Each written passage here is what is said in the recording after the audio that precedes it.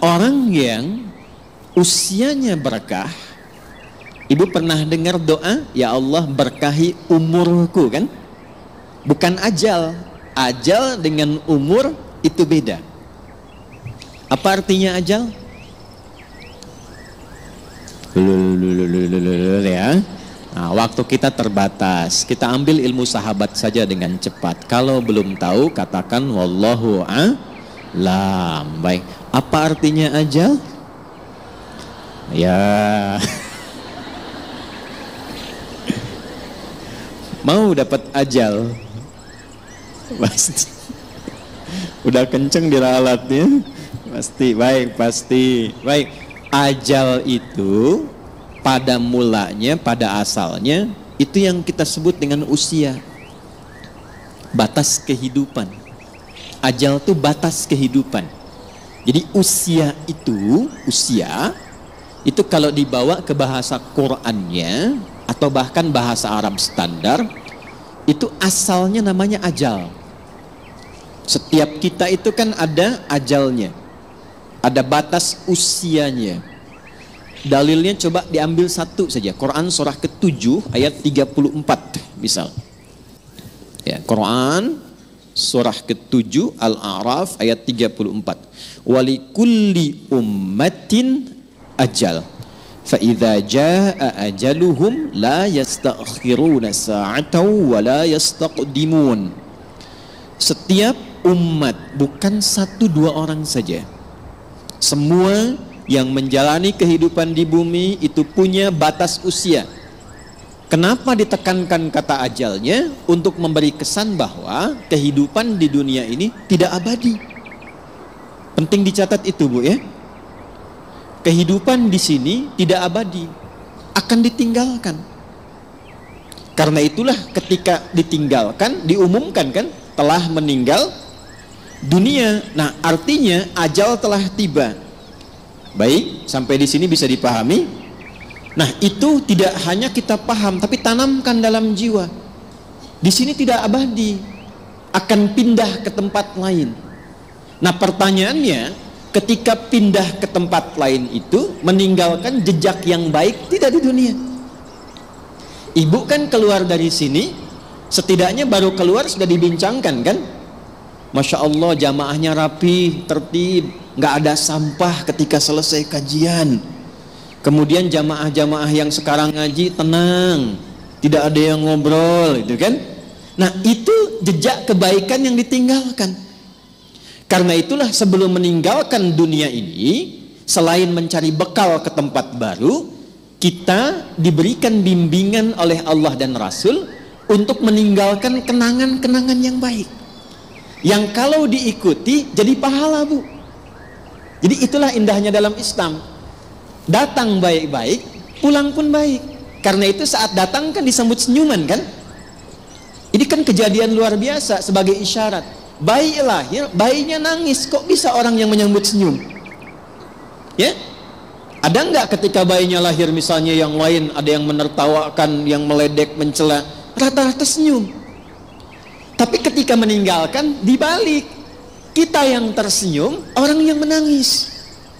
Kenapa? Karena kita bahagia meninggalkan jejak-jejak kebaikan. Dan orang merasakan sedih karena kehilangan kebaikan itu yang dirasakan saat sedang dibersamai oleh orang baik itu. Nah, cara mengisi ajal supaya baik itu yang disebut dengan umur namanya. Jadi umur asalnya bukan usia artinya. Hanya diambil makna umum menjadi usia untuk memberikan kesan kepada kita. Selama menempuh usia itu isi dengan umur. Contoh begini. Ibu kalau ada yang tanya, umurnya berapa? Saya paham rata-rata 17 tahun ke atas. Ya, ada yang atas, ya? Ada yang atas, ada yang memang demikian. Tapi ketika kata umur itu muncul, itu maknanya 3. Nanti kita akan tarik ke kaidah dari Sayyidah Khadijah. 1, al-umur bimakna mengandung arti segala yang bermanfaat. Segala yang bermanfaat. Ya. Baik. Ini saya buka kaidah umumnya dulu untuk menunjukkan kesan di akhir nanti betapa Sayyidah Khadijah memahami ini. Lalu kita tarik kemudian praktek dalam kehidupan beliau, poinnya apa, itu yang kita simpulkan nanti dan dibawa pulang.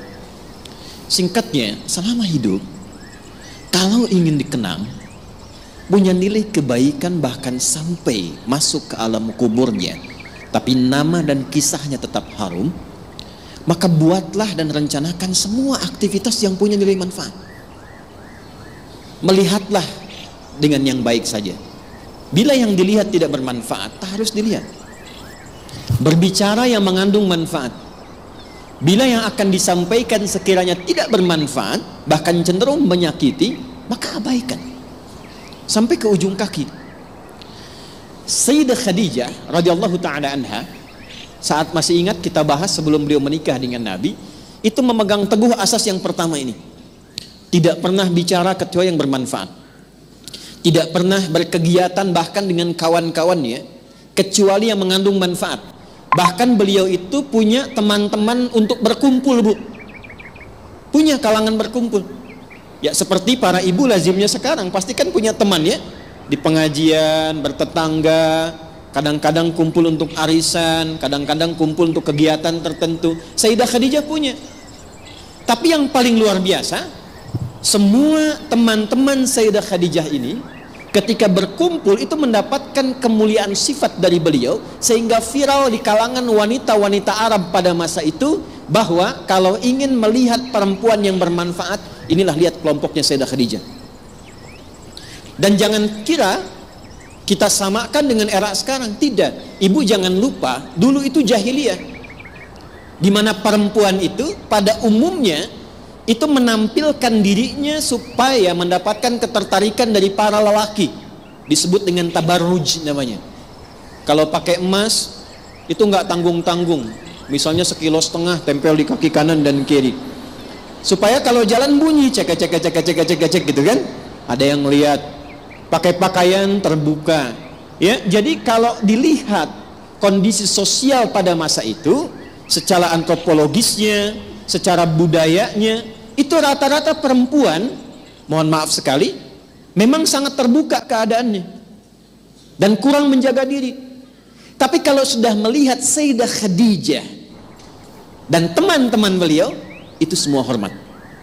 Nyaris tidak ada yang mau bicara di depan Sayyidah Khadijah, saking hormat dan kagumnya atas wibawa beliau. Ini semua diam.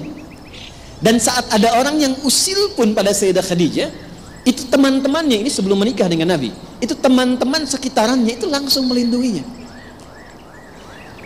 Berbuat sesuatu yang Allah telah tetapkan itu, jika kita menjalaninya dengan istiqamah dan dilakukan karena Allah, maka Allah yang menggerakkan hamba sekitarannya untuk menjaga hamba dimaksud. Jadi kalau dari sekarang ibu menjadikan semua aktivitas usia itu untuk menaati Allah, ya tidak harus dalam konteks sholat saja. Bukan hanya sholat, bukan hanya baca Quran. Saya ingin mengisi sisa hidup saya untuk menaati Allah. Mulai sekarang saya akan gunakan pandangan pada yang Allah sukai saja. Saya akan gunakan pendengaran pada yang Allah sukai. Saya akan gunakan lisan pada yang Allah sukai. Kata Allah, jangan gibah, saya tahan gibah. Saya tidak, Ustaz. Bagus. Tidak seperti ibu itu tuh. Kalau bicara, masih berarti. Tahan. Tahan. Itu kalau bisa dilakukan, Allah balas, mengangkat wibawa ibu. Jadi dari segi umur, itu akan dikenang. Ini orangnya orang berwibawa, orang baik. Ibu kalau nggak percaya silakan. Kalau melihat orang salih, solihat, malu kan kalau berkata kotor? Coba silakan, mau berkata yang kurang baik, walaupun terbiasa bergaul di tempat yang kurang bagus, bertemu orang begini nggak mau mengeluarkan kata-kata kotor. Saya kalau ketemu preman, Bu, nggak pernah berkata-kata kotor pada saya. Assalamualaikum Ustaz, Assalamualaikum Pak Kiai, doakan ya. Padahal sebelum itu dengan kawannya, keluar, Ragunan keluar, tuh kan? Bahasa-bahasa yang tidak normal keluar. Tapi ketika kita berusaha menaati Allah dalam hal yang simpel saja, turunlah kemudian jawaban dari Allah dengan melindungi sifat-sifat baik kita untuk dikenal.